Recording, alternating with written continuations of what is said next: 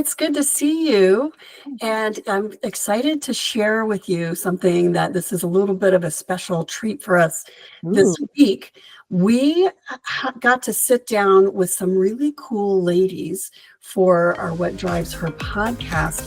These women are featured in a streaming series on Amazon Prime called First to the Finish that premieres tonight. So that's March 25th.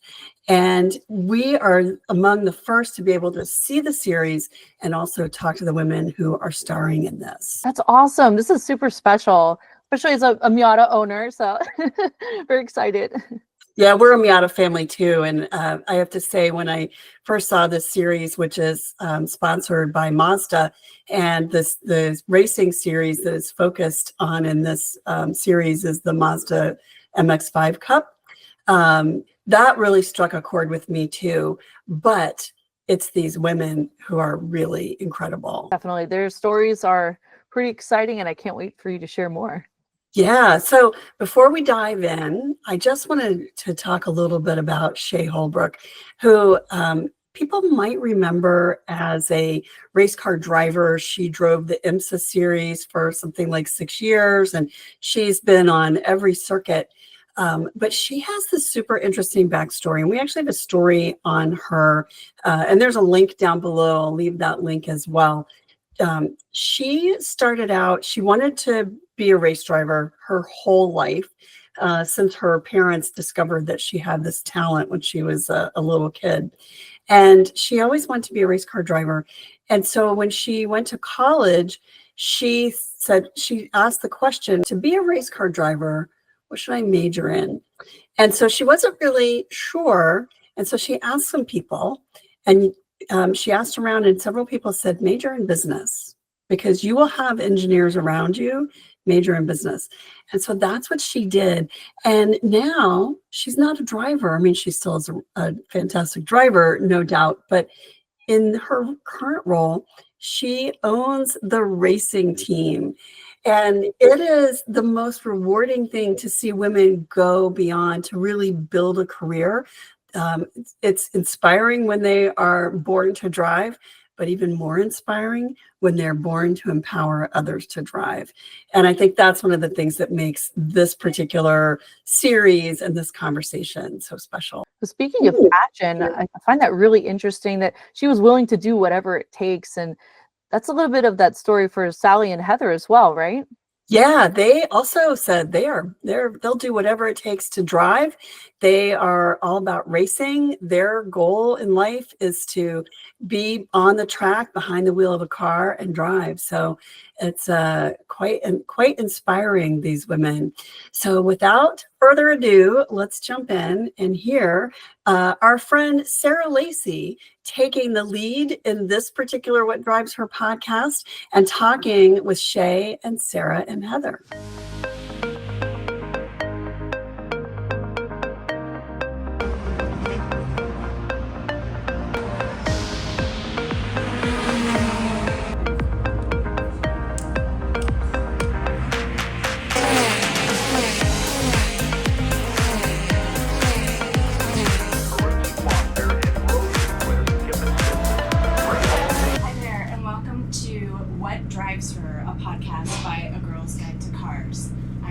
Lacey, and I have such a special treat for you all today. I'm here with Heather Hadley, Sally Mott, and Shea Holbrook, who are here at the Mazda MX-5 Cup racing, competing, and coaching, and doing all the things surrounding this event. So I'm very happy to meet you all, and thank you for taking time to talk with us today. Absolutely, of course. You know, I don't know if by the time this goes live that you all will know about this, but we do have a hot scoop, and that is the Amazon Prime video called The First to the Finish. And it's, now you're not just racers, but you're stars of this show.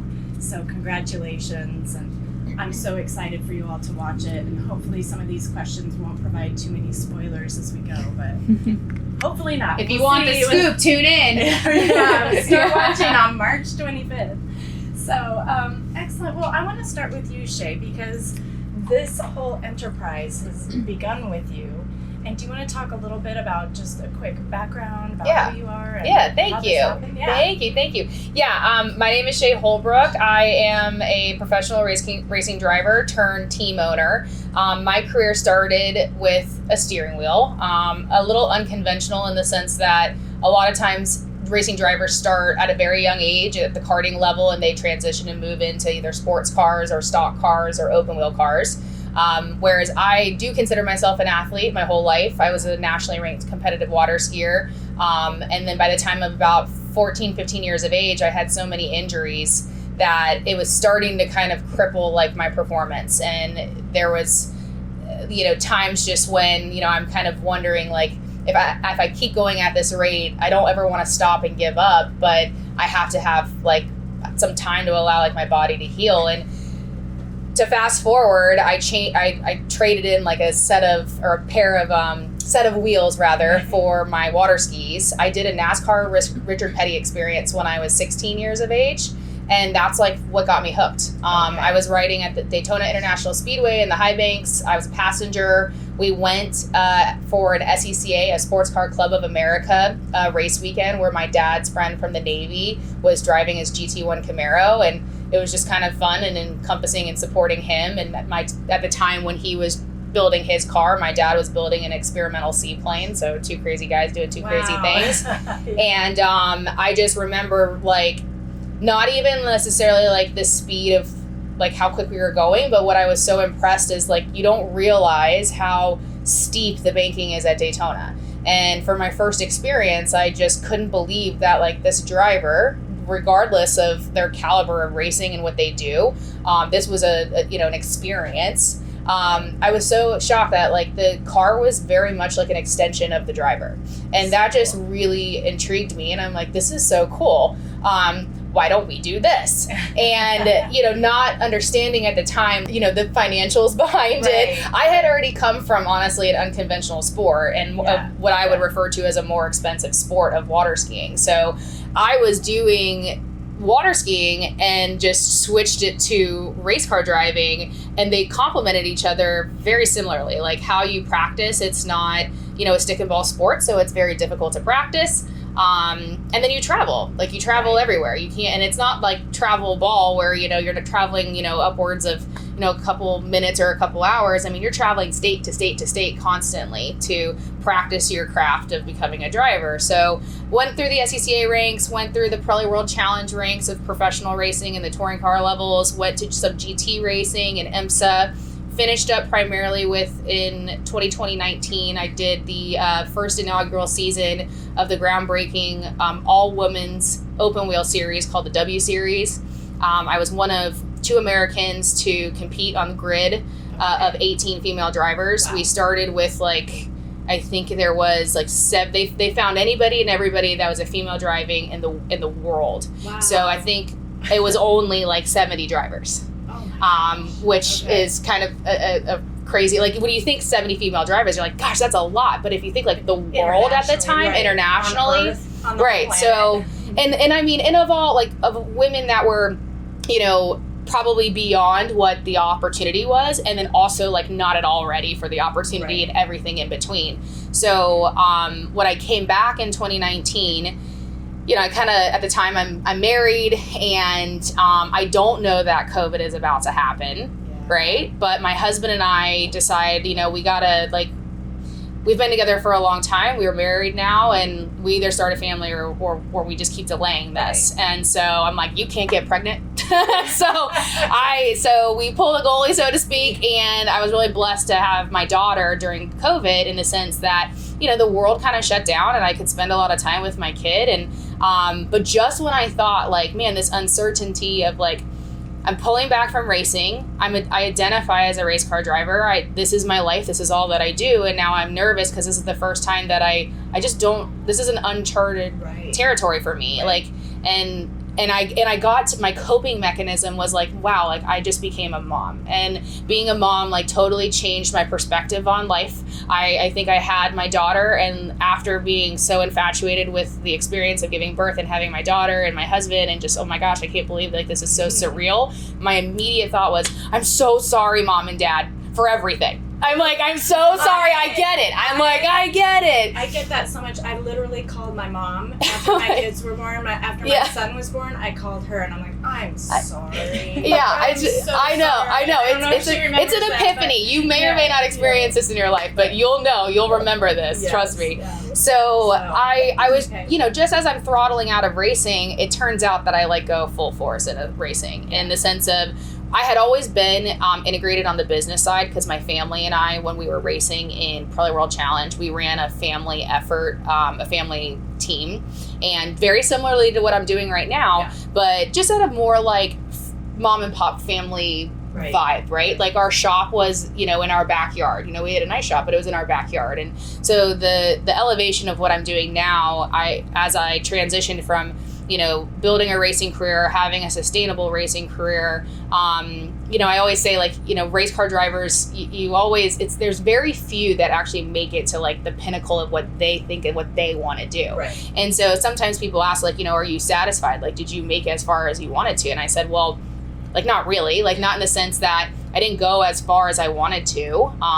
in the GT ranks, but I am very satisfied because the opportunities and the amazingly cool things that I did intermittently throughout my career, which was an advocate or was a derivative of me being a racer. I feel super full in life.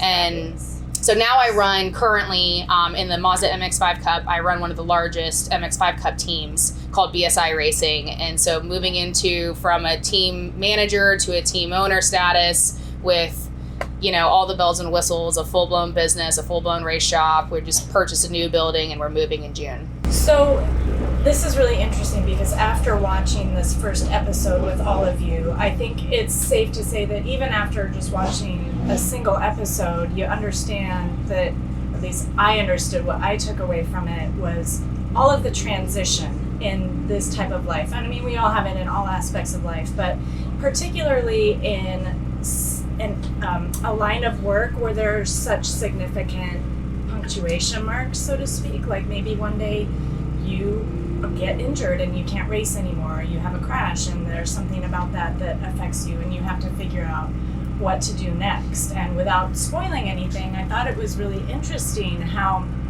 intentionally or not, all of you have this story about transition. So I was thinking about, like, Sally, for you to transition, you had been racing for so long with your dad as a coach, and and I know that when you go to kind of elevate this level of racing, you're going to have to join a team. You're going to have different people that you that coach you and that you interact with. How's that been for you?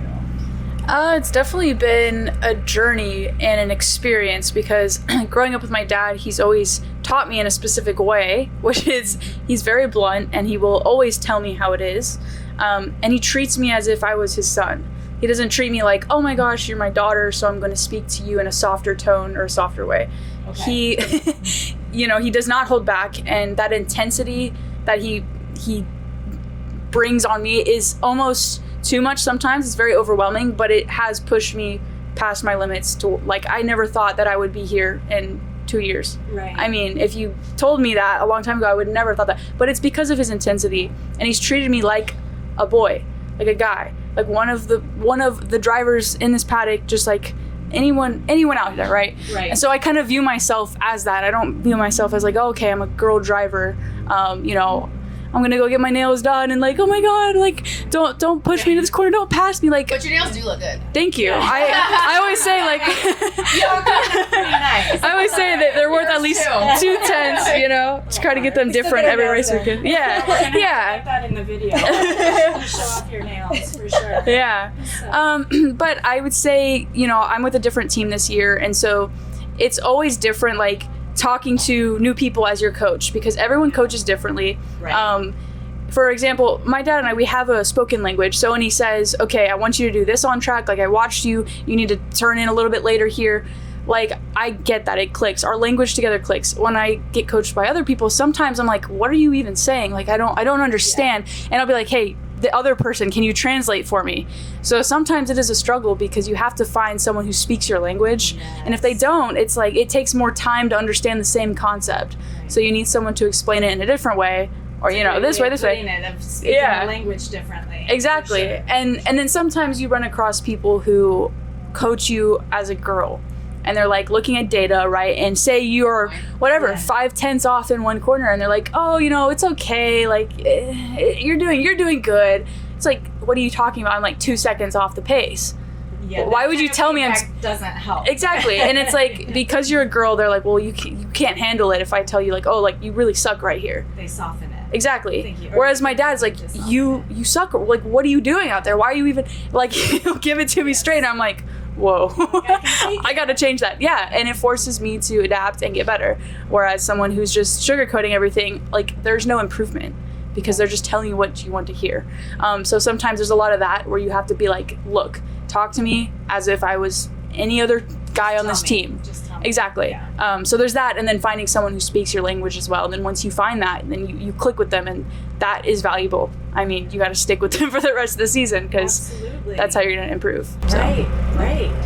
Well, so Heather, wow, graduating college, that's a transition just by itself without having this environment that you're living and working in. How has that been? What did you study? All of that. Give me the deets. Yeah, I moved to North Carolina when I was 18 to attend college and live on my own. And it was a major transition. I kind of lived in a bubble in California a little bit, and I was aware of that, and that's why I wanted to move. I don't know, like it was a very drastic change in my life. I don't know if all of it was necessary, but I did want to leave the bubble and get out of the bubble. And I experienced a lot through that, and forced me to grow and change in a lot of ways, which I'm very grateful for. And I just recently moved back to California after graduating last year. And so there's, it's kind of this process of starting a new chapter in my life.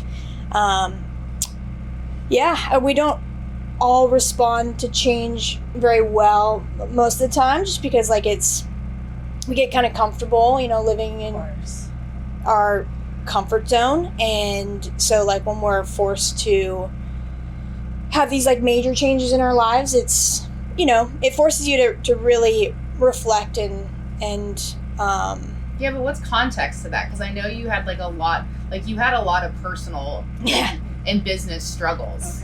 Okay.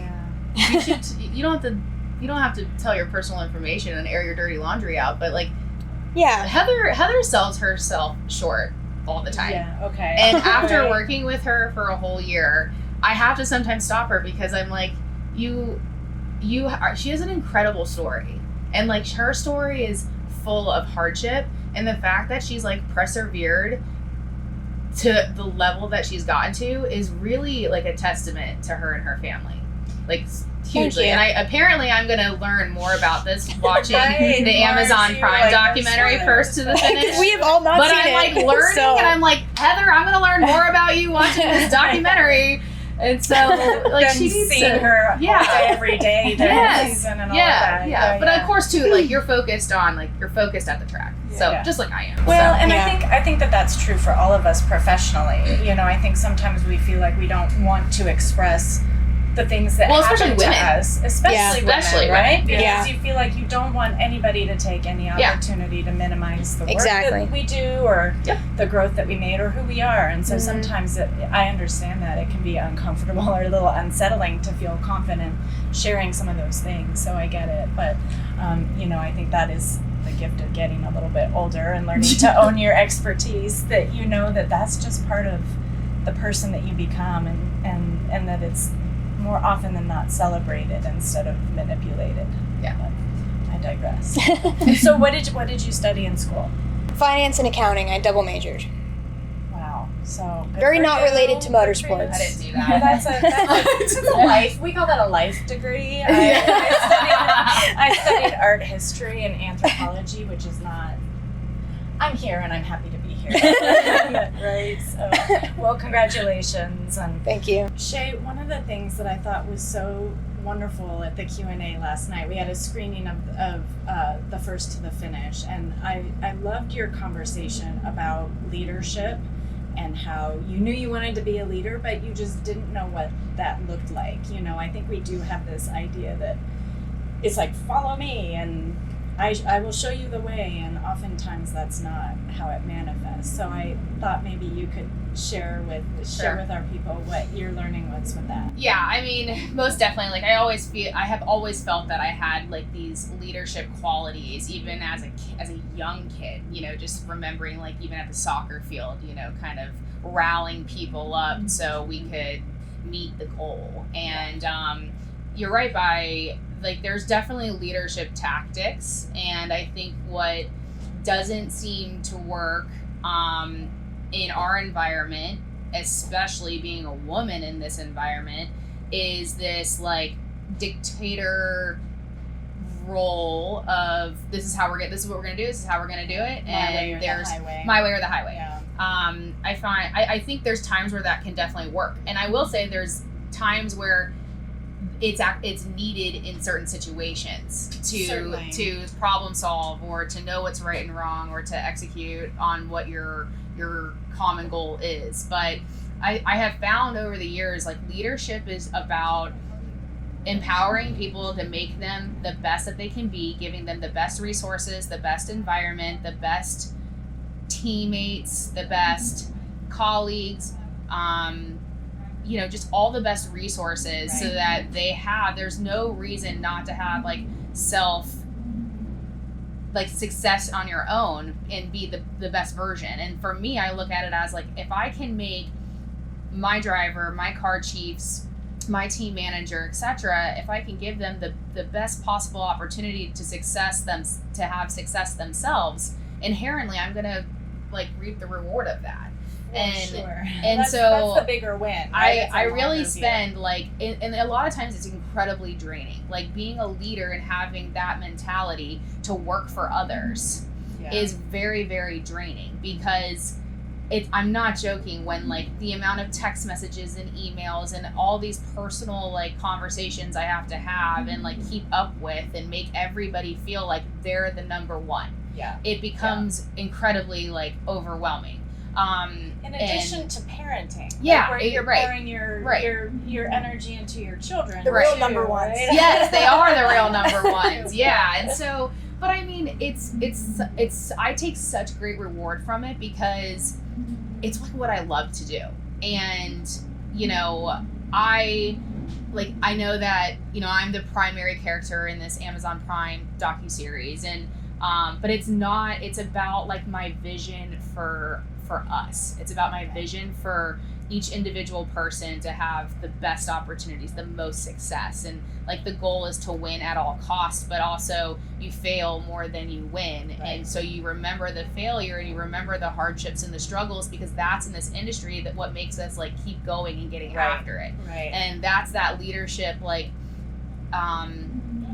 aura that I try to bring to the team. Like, you know, you're only as good as your weakest link, and you're only as good as your last race, and to never like take that for granted. So to that end, Sally, and you don't have to name Shea, but have you had a mentor that has really spoken to you and resonated with you and offered you advice or coaching, or have you had ones that aren't very good?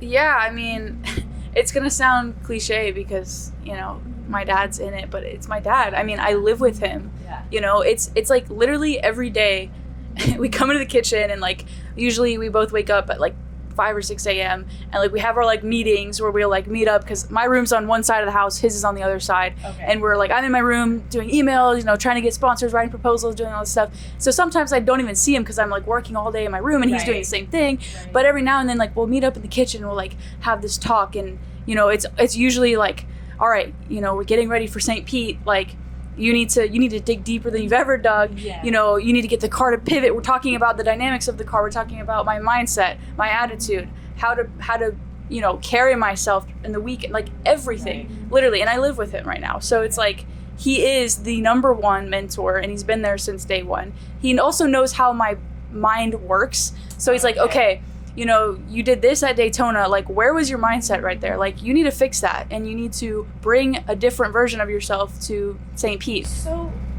sorry to interrupt, but living with your coach, I mean, that's also, I mean, he happens to be your dad, but so he can probably get away with a little more than say if you two or you two Yeah. live together, right? But Exactly. are you ever like, turn it off, Dad? Just come on. Let me just watch Friends or whatever your show of choice is. Yeah, sometimes I'm just like, oh my gosh, like can you just be my dad right now? But he does know how to turn it off, but it's intense like all the time. Yeah. So it's like I'm around that like all the time, and it's almost like I've gotten used to it. Right. And so when I go hang out with like my friends and I'm like, okay, I'm a normal teenager right now, I'm gonna take a break from being this like crazy workaholic, like trying to make myself a successful racer, and like I'm doing all this stuff, and I go hang out with my friends and I'm like, whoa, like my lifestyle is not normal. I'm hanging out with like my friends are going to college, they're like pretty chill, and like they're like, oh, like let's go do this, let's go to a concert. I'm like, I don't have time for that. Like I actually don't live like a normal life. Right. And so when I go back home, it kind of makes me appreciate how much he pushes me, because I realize how much I like it. Yes. Like I actually love like what you said yesterday, like you're like a workhorse, right? It's so rewarding. Like you're not doing that. If like, I'm- what if should I I'm be not doing if productive, I'm like, not? what? Like I just wasted the day. Like what am I doing? And but See, where there's like times where I want to waste the day. that's true. Yeah. That's true. There's every once in a while I'm like, man, load-in day. I was Okay. like, I would so much rather be at the beach right now. Yeah, Okay, for but, like, sure. Alone. Get that downtime. Yeah. Do you find that you really like if you say I'm gonna take this entire day and whatever? Do you use that whole day? Are you like able to just relax and chill out? For me, the only way that I'll stop, my husband and I will stop, is if we go on the boat. That's Okay. like our Yeah. serenity. That's nice. You'll see this in the show as well. Like it's our only way to disconnect 100%. It's our happy place. It's our passion. I could never get into the like boat industry because it would ruin my like joy of being able to disconnect. Why would you? Yeah. Why would you Yeah. do that? Yeah. Don't do Yeah. that. Don't do Yeah, that. exactly. So Heather, I'm gonna ask you the same question. Do you have a mentor that has really worked out for you, or do you have someone that like you thought was a mentor and then you're like, oh, they're giving me really bad advice or anything like that? Just because I've been in racing for so long, like most of my life, I've definitely had mentors that have like come and gone and been, in different stages of my racing career. So yeah, I mean, in karting, I had, I guess, a few mentors. It was mainly just my dad and I like traveling around to local tracks and trying to figure it out ourselves. So there wasn't really much of a mentor in that stage, and I was also really young. So, but when I started moving up and into legend cars, I definitely had a few mentors that were racing locally in California, racing legend cars that kind of helped me in that transition period and helped me just understanding how to drive a legend car and racing against them. And so, I've had like different people that I've had throughout my stages of my racing career. Like when I started racing MX-5 Cup, I've had a lot of different people that have helped me along the way. Shea is definitely one of those people from the very beginning, helped me out very much with giving me great advice with how to get involved in the series and how to just get my name out there and get all of the Mazda people that... All the things that you do off the track, right? Yeah. That are such a significant part of the business, but Totally. you have to learn by being here, and Yeah. you can't always learn that in school. Yeah. Hey, so let me ask you this. Do you have something or many things that you learned on the track that you took to school with you that helped you cope with life as a student? Yeah, for sure. Racing's helped me in so many aspects of my life. Probably mainly just dealing with a big workload and a lot of stress.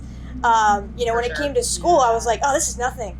Yeah. Like, I would stay up all night studying. Like, I'd have exams, like a few days later, and I'm like, I got All I have to this. do is take 7 finals. Yeah. That's fine. Finance finals. It's Yeah. way easier than this weekend. Like, it's not even close to the stress level of like a MX-5 Cup weekend and the pressure to perform. And so we have similar kind of, pressures like to do well.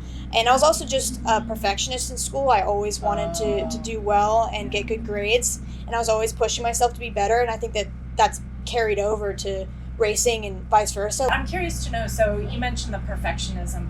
How do you unwind? how do you relax? How do you kind of manage that?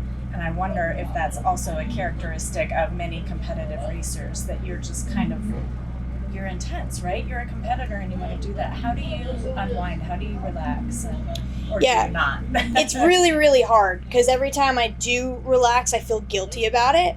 And so it's like, it's this toss-up because everyone needs their rest. Rest is so crucial to performance and doing well in every aspect of life.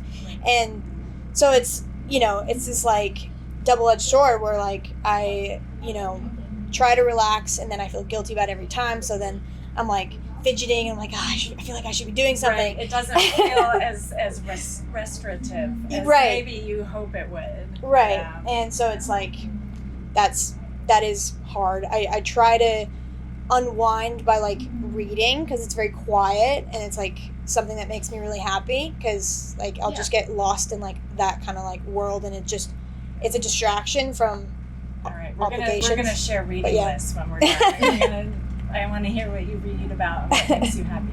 That's very cool. So it's across a lot of different genres, but awesome. Now, Sally, do you also work? Are you focused on racing? I know you said you graduated high school. What now? Beyond this world, is there something additional that you do? Yeah, I actually am an independent consultant for an electricity company, Ambit Energy. That is what I do as a job, I guess. Yeah. I actually go into apartments and make relationships with leasing agents. And so it's based off of a referral program. They will refer customers to me. Customers will call me. I will help them set up their electricity. And they have no idea that they're on the phone with the future star of the TV show. Well, it's pretty random. I'm not gonna lie. Like it's like, how does this relate? But it doesn't. But it's something that like Character building. Yeah, it is literally, and it's helped me talk to people more because I'm walking into apartments. Like, hi, my name's Sally. I'm the newest Ambit Energy rep in the area. Like, I have a question for you. You know, do these customers get to choose their own electricity? And it's you're putting yourself out there for rejection, basically. It's not like I'm like a telemarketer or, you know, like It's sales. Yeah. I'm not like bothering them. It takes some gumption to put yourself out there. And I'm going out there. I'm like, oh my gosh, like I hope they don't like, you know, there's a lot of awkward silences. Like you have to just be like, all right, thanks for your time. Sorry to bother you. Have a great day. And like leave. Like, you know, you kind of need to know when to just cut loose. Yeah. All right, this is not going anywhere. And like sometimes you're like, dignity? What is that? But no, it's cool because I can take calls literally from the racetrack and I can make money just like putting stuff in my phone. Okay, account made. Boom, perfect. Yeah, and like that has it's helped fill the gap between like, okay, I got sponsorship, but a big crash at Daytona happened. How are we going to pay for it? Ambit. So that's helped a lot. My dad's also been a mentor for that. He's gotten me into it. But I also, my dad started me on financial literacy books when I was 13 years old. Like Rich Dad, Poor Dad, he would pay me $50 to read each book. And for me, I was like, okay, I'm going to read $50. And then after the third book, I was like, Dad, you don't have to pay me anymore. Like, this is actually really interesting. And it changed my mindset from, going to college, getting a 9-to-5 job, running the rat race. It could be good for people who want to be doctors or whatever. But I didn't know what I wanted to be yet. Right. And I was like, you know, I turned 15 and then I was like, this racing thing is really picking up. I really like it. And I was like, I think I want to do racing. And I was like, I don't need to go to college for that. So I'm like, okay, I'm going to put that on hold for now. If I want to do it, I can always come back to it. But for now, I'm like, you know what, I'm going to focus on racing 100% because I want it to work. Like I said in the show, that's my plan A. Yeah. So if I have a plan B, then I'm like failing. Spoiler, I'm planning for failure. But anyways, yeah, I kind of, you know, trying to make it work and putting my all into racing. I think one of the other takeaways I had was about managing expectations, right? Like racing competitively, you're doing that all the time, I imagine. Do you feel like you're constantly resetting and rethinking about what success looks like? Oh, that's kind of, I know you can think about Is that for me? all of you, because you've all been in this world. I think it changes every session you're on track. Yeah. I mean, you know, I would say even from like my perspective, just into my today, you know, we're at the Grand Prix of St. Petersburg. We just did practice 1 and 2. I felt like our team really dominated the top of the charts in practice 1. We had 4 drivers in the top 10. And just like, you know, nothing major happened on track, no mechanicals, really just like, you know, very smooth process. Yeah. And then you go into practice 2, where now it's like, okay, now there's more pressure applied, because just because you're at the top of the charts in P1 doesn't mean that you're going to be at the top of the charts in P2. And then we found that we had, you know, one relatively, you know, minor mechanical, and then we had a driver blow a motor. And so all of a sudden, like, your temperature and what you're gauging about like the success that you just had and then the success that you're having in the moment, it's ebb and flow. It's always changing. And why that is so difficult, especially in our industry, especially from my perspective as being a team owner, is because I have 6 cars on the racetrack. So I have 6 cars that we're looking at, you know, wanting to have each individual success. And the hardest part about what we do, and I think you guys can attest to this, is the emotional side of the roller coaster on every single day you're in the paddock. It's and crazy. You can have the highest of highs and the lowest of lows all in one day. Yeah. And so that it's hard to, like, as an athlete, it's hard as a mechanic, it's hard as a car chief and an engineer, a coach, a team manager, an owner. It's hard to keep up with that, especially at the volume that like BSI operates at. Right. You know. Right. You know, how do I, you know, there's been, I mean, more often than not, how do I celebrate one of my drivers that just won, but also how do I cope with one of my drivers who just did not have the race that he or she wanted to have? So how do I go from, you know, the happiest person on the planet to then also helping cope with the, like, okay, let's evaluate the highs and the lows. Let's focus on some of the positives, and let's just figure out how we're gonna. I mean, we've had a lot of that, like the highest of highs with you, lowest of lows, and then also sharing that amongst, you know, underneath our tent. And you know, it's difficult. Yeah. It's very and hard. when things don't go well, how you can still be a good teammate or good coach, or, you know, whatever. Like, there's a lot. I imagine. You mentioned the number of drivers that you have. Like, that's crazy. That just the gamut of emotions and coaching and management and all that for all you. What does success look like for you? How do you change your mode of seeing what success is and feeling confident or feeling good about even just going out there and giving it your best shot?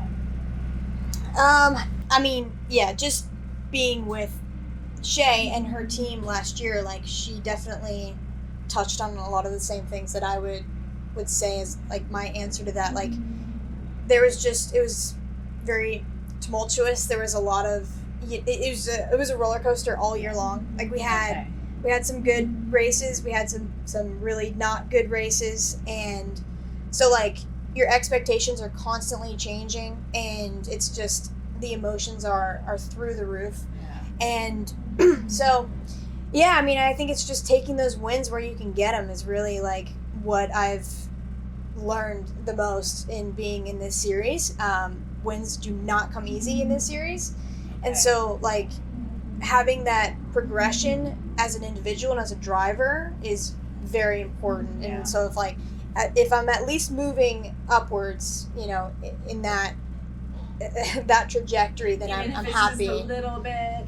I mean, it's such a competitive and challenging series that, like, it's, even a little bit is something to celebrate, honestly, because sure. like, you could go anywhere else and do very, very well, but in a series like this, if you're even in the top 10, top 15, like, that's something to be proud of. Do you all find that you have kind of like I'm just happy to be here, like I'm just happy to be here mentality, Totally. or are you just always feeling like you're pushing, like, not enough? I'm not enough.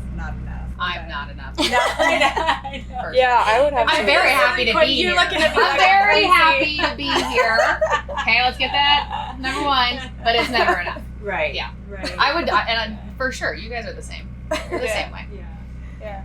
It's cool to, like, look back every now and then and be like, wow, I'm actually, like, That I'm at is Daytona such a right now. great. That is, you know, that is absolutely the case. Is you're hitting a nail on the head. It's you are so caught up in the moment, and you always want more, and you want more, and you want more, and then, you know, just to take a step back and it's, you know, I kind of, it's like, it's you, whatever you want to call it. It's like self-reflection. It's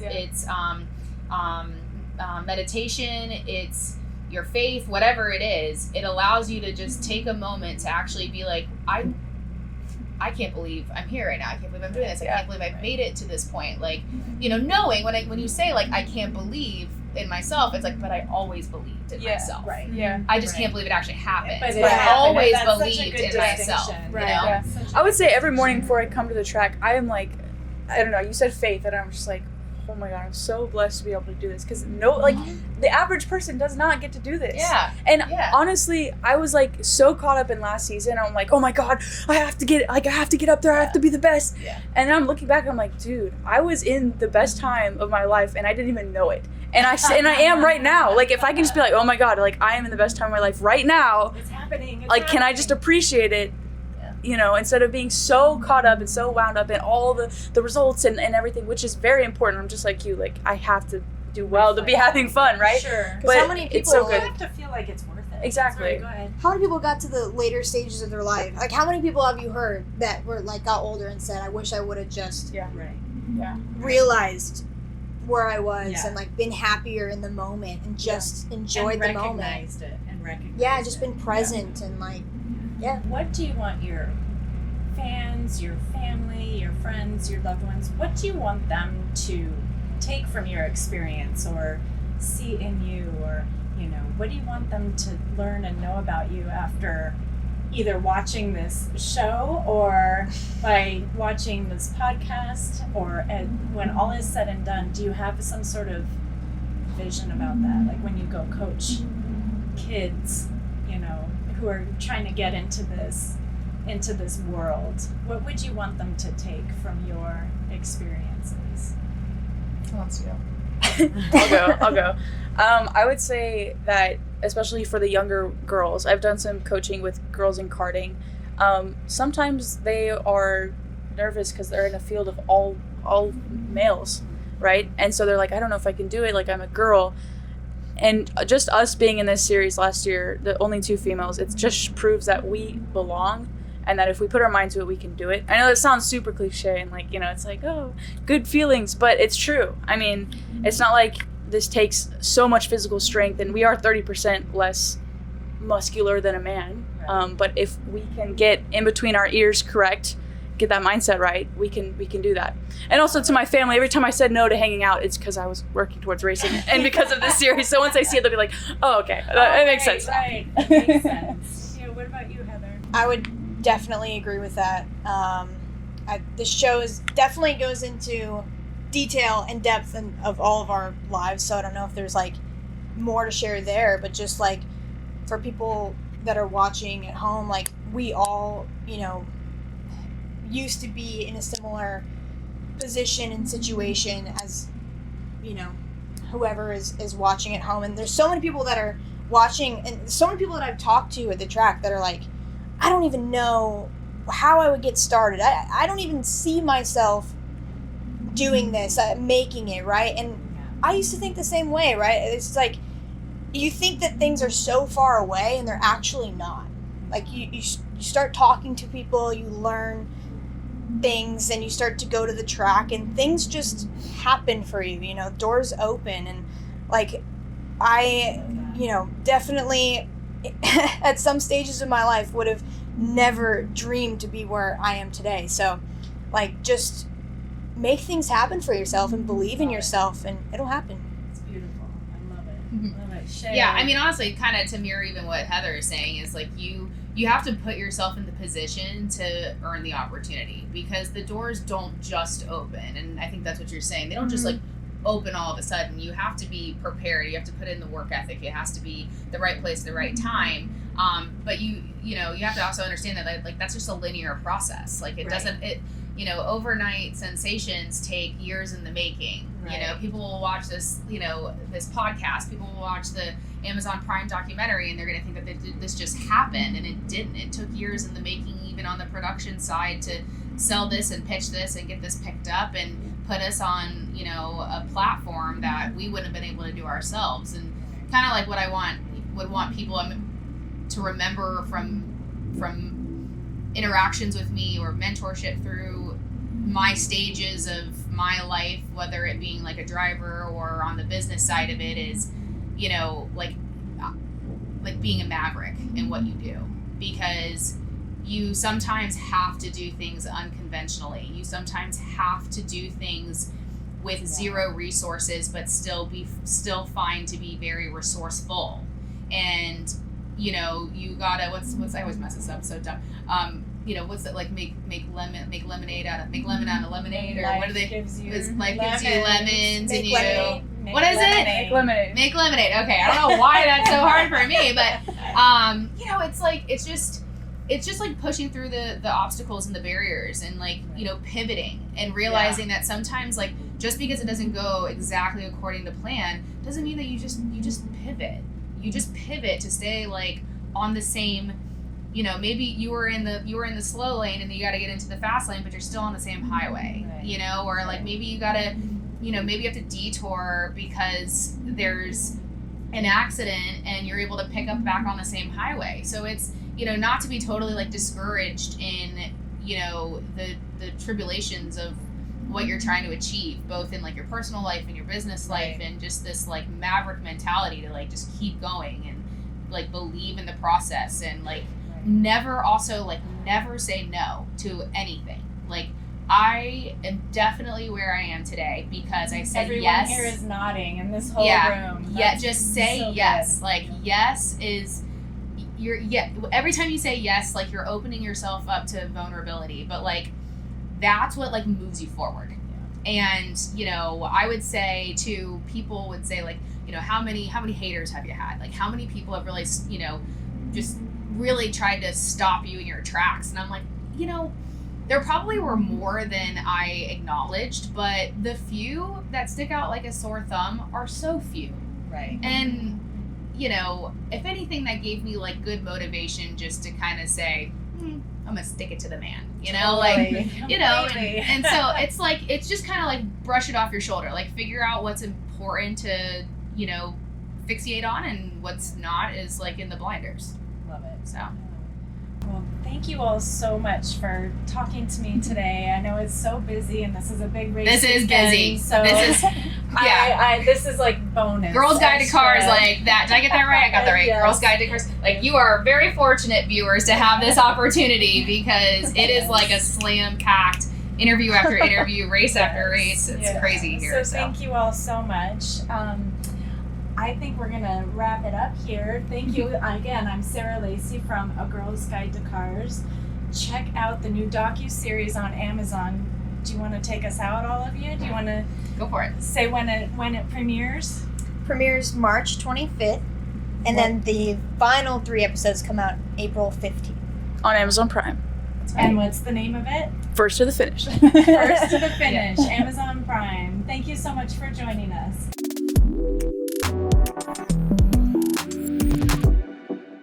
Wow, now I really can't wait to see the series, which makes its premiere today. I'm going to go and set my DVR for it right now. But they are so inspiring. What really struck you, Natalie? I love Shea's attitude about always going for that new opportunity. It's like, yes, be a go-getter. Don't be afraid. Be vulnerable.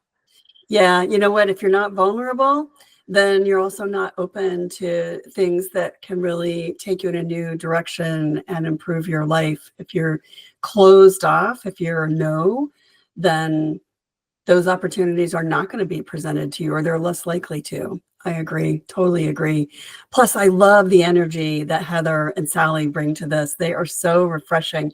And by the way, did you know that they are 2 of 6 women who competed in a field of 34 drivers in that race, the race that weekend? So there are other women who are featured in this series as well. Those were the ones that we spoke with, but there are others. And I love it that there are 6 women, because you know how many women there are in F1? Oh yeah. 0. It's not 0. Awful. No, they're trying to develop women, but it's going to take a concerted effort. And I have to say, I don't know that Shea Holbrook has her sights set on F1 yet, but I wouldn't be surprised if that's in her future someday. that would be awesome to see more women in the driver's seat, especially for F1. Right. I think so too. F1 would be amazing. You know what the crazy thing is you look at these girls, these young women who are racing, and they're teeny tiny, you know, they're on the go all the time. I'm sure they're burning every calorie they eat. They're very young, and they weigh about the weight of a cup of coffee. They're just tiny. And the men who compete in F1, they're all tiny as well. And they've got to work out like mad and really watch what they eat. They cannot gain any weight. So because they're very focused on the weight of these drivers, right? So it always surprises me that they don't have more women, that they don't specifically target developing female talent for driving, especially in competitive motorsports, just because women tend to be on the tinier side than the men. So that's maybe an opportunity for women in the future, is to compete based on some natural gifts from nature. His driving abilities, something about that, right? Yeah, well, you know what? Women are good drivers too. Women are very good drivers. And, Yes. you know, it's unfortunate we don't always get the credit for that. But when women have the training and the attention that the men get, they are equally as good or better. So, well, I can't wait to see this show. I'm setting my recorder for it, setting my YouTube notifications for it right now, because I'm going to watch that this evening. I can't wait to watch it too. My whole family's going to sit around and watch. We're going to have to talk about it. We're definitely going to. Oh yeah. All right. Well, Natalie, thanks for joining me, and thank you everyone for joining us here on What Drives Her. Thank you to Sara, Lacey for interviewing Shea Holbrook, and Heather Hadley and Sally Mott. Thank you, ladies, for joining us. Thank you everyone else for being here. And to Natalie, our co-host, I'm Scotty Reiss. Our editor is Steph Howard. Music by Envato Elements. Please subscribe to What Drives Her wherever you get your podcasts, and we'll see you again very soon. Bye. Thank you. Bye.